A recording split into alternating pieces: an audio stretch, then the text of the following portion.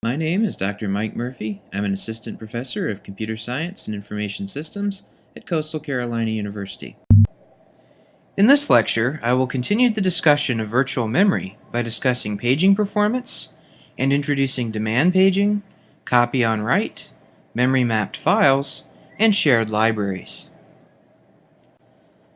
Swapping pages to and from a backing store is a relatively slow operation compared to a direct access to RAM, due to the fact that most backing store hardware is several orders of magnitude slower than RAM.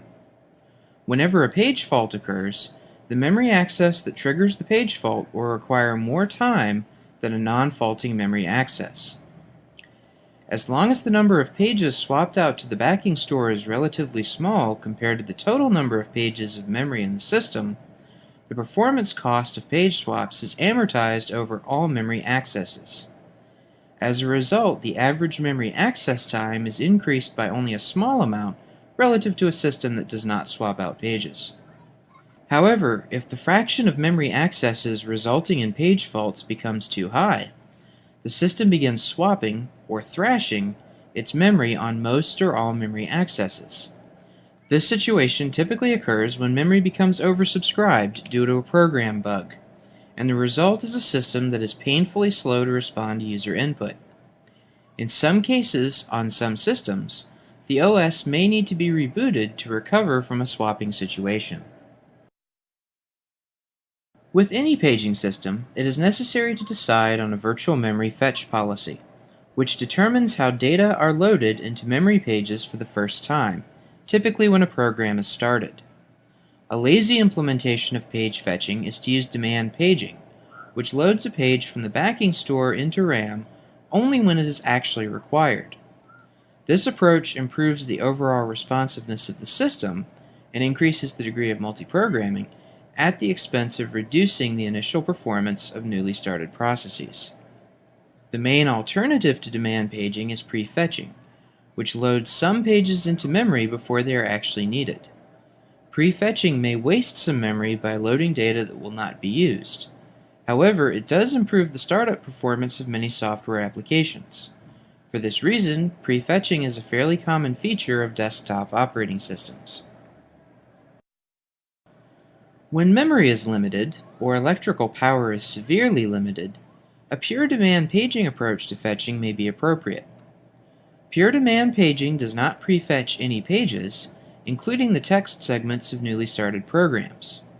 When a new program starts, a page fault occurs at the first instruction, and the first page of the program code is loaded into memory. Pure demand paging has the greatest potential to increase the degree of multiprogramming, particularly in situations where physical RAM is extremely limited. In addition, the lack of prefetching can save CPU and memory operations, thus providing a small power savings when operating from battery. As such, pure demand paging could be useful on smaller embedded systems, especially monitoring devices and other systems without direct human interaction. While the fetching policy has a high impact on newly started programs, a copy on write approach improves performance whenever a process makes a copy of itself. On Unix-like systems, new processes are created when a running process clones itself with the fork system call. Cloning all memory at fork time could be a slow operation, since a process might be using a large number of pages. Copy on write addresses this performance issue by having the clone initially share the original process's memory pages. These shared pages are marked read-only, causing the MMU to fault if either process tries to write to them. The operating system handles this type of fault by copying the page and turning off the read-only bits on both the copy and the original page. This diagram illustrates the copy on write process. In the top half of the diagram, the original process forks a child process, which initially shares the original parent's pages. The child proceeds to modify page 3 in the bottom half of the diagram. When this modification is attempted, the MMU raises a fault that traps into the operating system.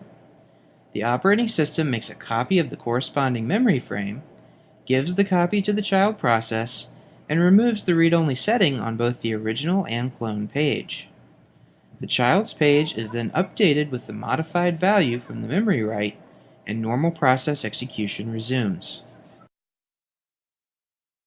In addition to increasing the degree of multiprogramming by enabling pages of memory to be swapped out to a backing store, the virtual memory subsystem can also be used to improve I/O performance for processes on the system.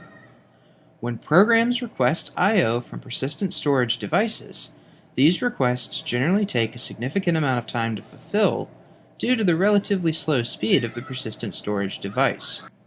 Since many processes perform frequent reads and writes of small pieces of data, the performance overheads caused by waiting for device I/O to complete can become substantial. The virtual memory subsystem can be made to reduce this overhead by memory mapping files. Page-sized pieces of a file are loaded into memory where they can be read and written efficiently. These pages are periodically written back to the persistent storage device. As is the case with paging in general, there is no requirement that memory-mapped files be mapped into contiguous regions of physical memory.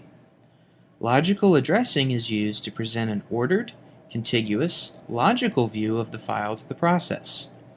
However, the file may be mapped out of order in non-contiguous memory frames.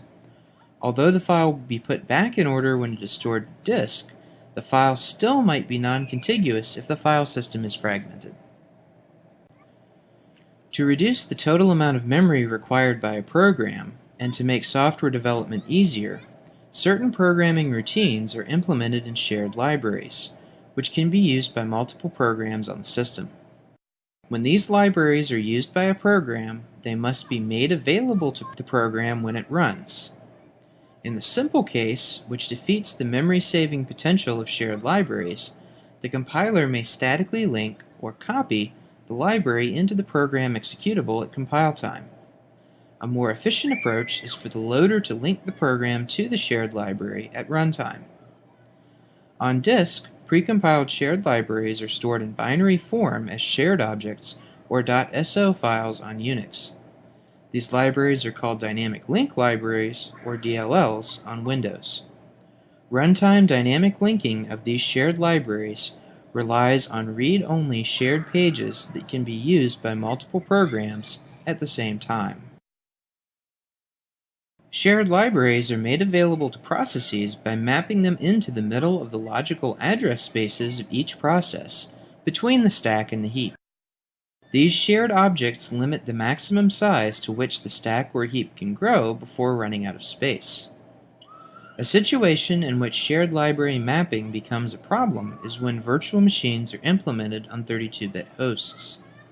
The hypervisor process on these hosts has a maximum logical address space of 4 GB. When the hypervisor tries to allocate a large contiguous block of memory to provide RAM to the guest system, the allocation could run into the shared libraries, resulting in a failure. I have seen this type of failure occur on a 32-bit host when trying to allocate a contiguous block of just over 1.2 GB on a Linux system with 4 GB of physical RAM. It is for this reason that a 64-bit operating system is desirable even for physical systems with only 2 to 4 GB of RAM.